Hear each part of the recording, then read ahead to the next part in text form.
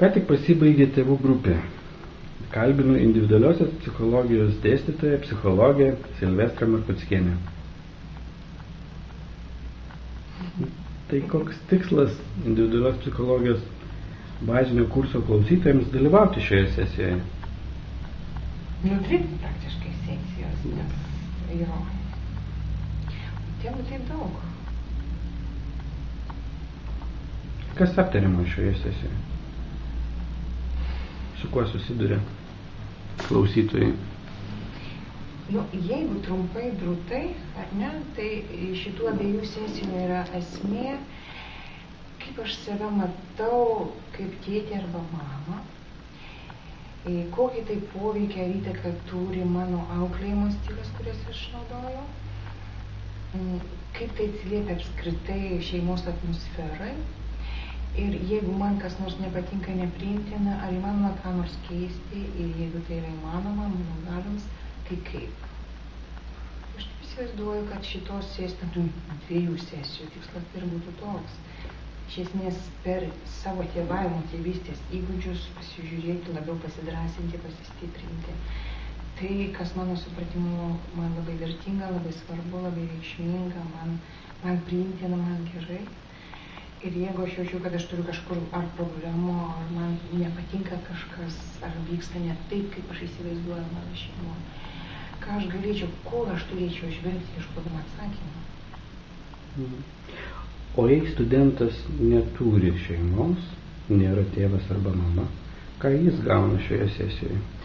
Šiaip daugelis dalykų, apie ką mes šnekame, tai iš esmės yra ankstyvoji mūsų patirtis.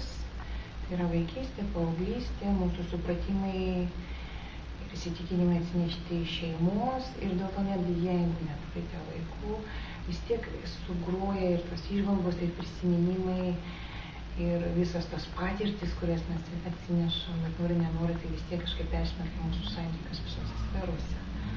Tai netgi per tą prizmę tėvavimo, auklėjimo stilių prizmę pasižiūrėjus, galima rasti nemažai savo naudos įžvalgų apie tai, kas vyksta su manimi, kokius aš turiu įsitikinti.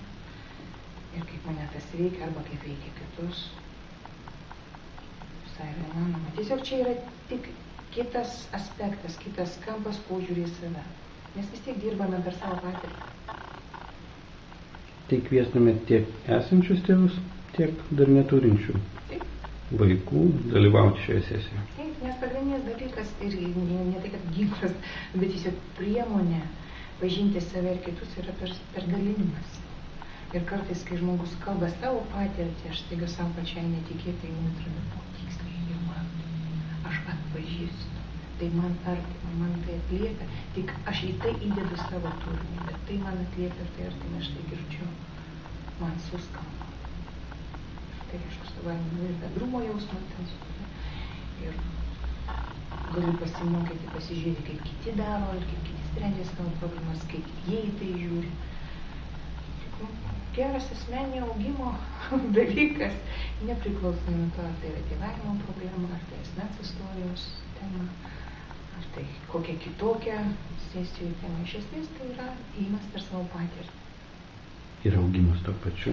Ir augimas, jeigu esi tam pasiruošęs, jeigu nori šito, jeigu tai priimi. Nes niekas tavęs neužaugins, jeigu nenori. Ir nereikia, jeigu nereikia, tai ir nereikia.